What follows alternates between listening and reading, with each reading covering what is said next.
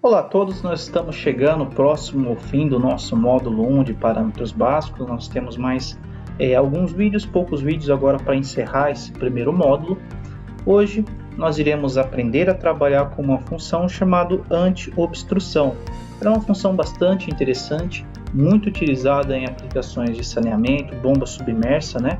Onde um dos grandes problemas de bomba submersa é que às vezes pode entrar um material, um resíduo um pouco mais sólido, ou que ele vai condensando no fundo do reservatório, né? E ele vai ocasionar o travamento de rotação do motor, do eixo do motor, e trava. E aí o que acontece? Nas aplicações convencionais, quando trava o eixo do motor, o motor tenta forçar, né, essa obstrução. E aí eleva-se a temperatura do motor, né, o bobinamento dele fica com a temperatura mais elevada e ele acaba acusando falha. E aí o operador tem que se deslocar grandes distâncias, remover a bomba submersa, tem que, às vezes é um material pequeno, né? Ou às vezes o próprio líquido que condensou lá, algum resíduo lá embaixo no fundo, né? E ele causou esse travamento. Então, para evitar todo esse trabalho de você ter que se deslocar grandes distâncias, ter um trabalho enorme para remover essa bomba submersa, a gente pode estar utilizando essa função chamada anti-obstrução. O que essa função ela faz?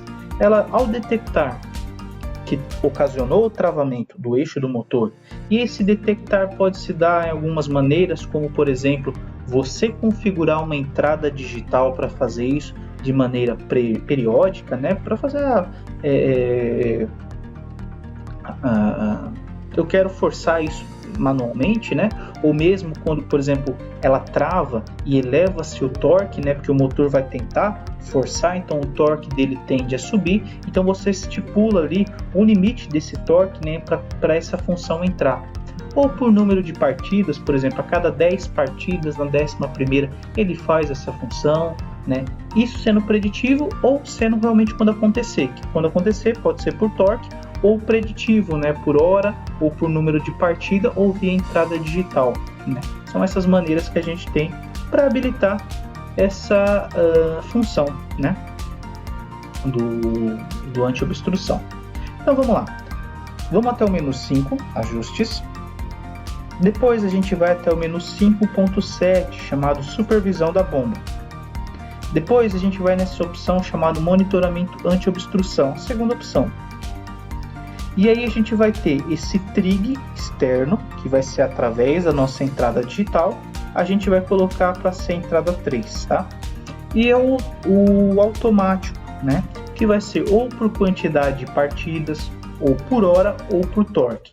Vamos configurar a segunda, aliás, para ser via torque. Tá? Então, de acordo com um torque nosso, ela vai executar essa função.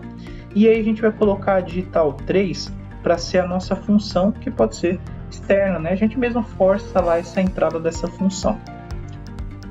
O que a gente tem aqui de parâmetro para a gente entender como funciona? Basicamente, e o legal é o seguinte, como essa função ela opera. Esse drive ele vai fazer com que o motor rode no sentido e ele vire para o sentido reverso, mas já corrija, como se fosse uma centrífuga. Roda para um lado, roda para o outro, roda para um lado, roda para o outro, a fim de tentar remover esse material que está travando o eixo do motor. Então ele roda para um lado, roda para o outro, roda para um lado, roda para o outro.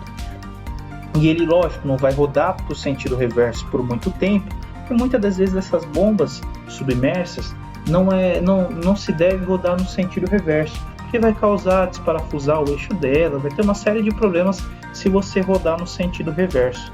Então ela já faz essa medida de correção, ela roda reverso, mas já corrige para o sentido normal. Roda um pouquinho para o reverso, já corrige para o sentido normal, como se fosse uma centrífuga mesmo, né? E aqui vamos lá as opções. Então, como a gente selecionou por torque, ele vai falar o seguinte: até 110% do torque nominal, ela vai considerar normal, um regime de operação normal, porque às vezes pode ser um torque, né, que entrou lá, mas ela conseguiu, dentro do limite dela, já remover. Então, acima de 110%, aí ela considera um caso crítico que a função tem que entrar. Aí a gente tem agora as configurações, né, de tempo anti-obstrução, né, que a gente configura dentro o tempo entre os ciclos de anti-obstrução, Aí a gente tem aceleração e desaceleração do sentido horário dela, né? Forward, né? Sentido horário. Então, quanto tempo ela vai fazer a rampa de aceleração para o sentido horário. Aí a gente vai ter aceleração e desaceleração para o sentido reverso, né? Então a gente configura quanto tempo ela vai rodar no sentido reverso, qual que vai ser a velocidade dela no anti-obstrução, tanto no reverso como para frente. Então a gente configura todos esses parâmetros, né? Os tempos, o número de ciclos, né? Quantas vezes ela vai fazer, né? Esses movimentos de roda para um lado, roda para o outro, né? E se ela não conseguir remover, ela vai fazer uma parada por inércia. Então, no nosso catálogo tem descrito todos esses parâmetros certinhos de configuração, tempo, quantidade de rotação reversa, velocidade, aceleração e desaceleração de cada sentido desse ciclo que ela vai estar operando. Configurando esses pontos de acordo com a sua aplicação, a gente vai voltar, então, pressionando o botão Home e o ESC para o nosso menu inicial. Então, aqui para a gente entender essa função, eu fixei aqui uma velocidade 40 Hz e eu vou partir esse motor. Então, digamos que eu estou lá partindo meu motor, está lá rodando normal a minha aplicação.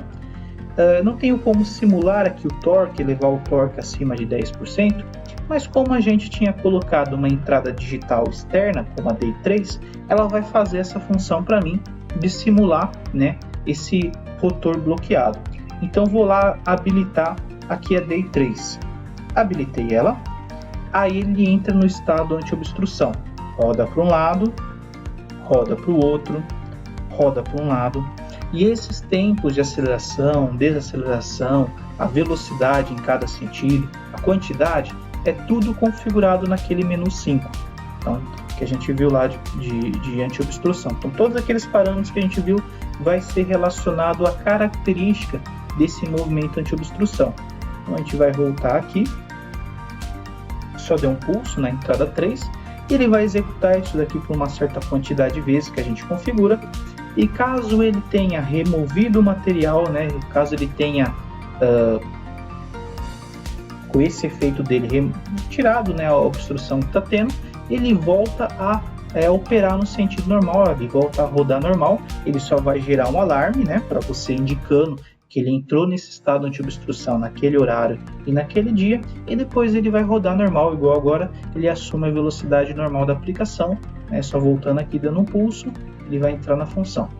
Caso ele tenha entrado em muita anti-obstrução, entrado nessa função muito tempo, muitas vezes por um determinado tempo, ele pode gerar para você uma falha indicando que você tem que ver lá as condições da sua aplicação, porque não é normal entrar tanto detrito que trava o eixo do motor por um curto período de tempo. Então essa é a função que a gente chama de anti-obstrução. O inversor detecta que o eixo do motor está travado e ele cria essas rotações de um sentido no outro, né, como uma centrífuga, a fim de tentar remover esse material que condensou e está travando o eixo do motor, e caso ele remova, ele assume novamente a aplicação do jeito que estava antes.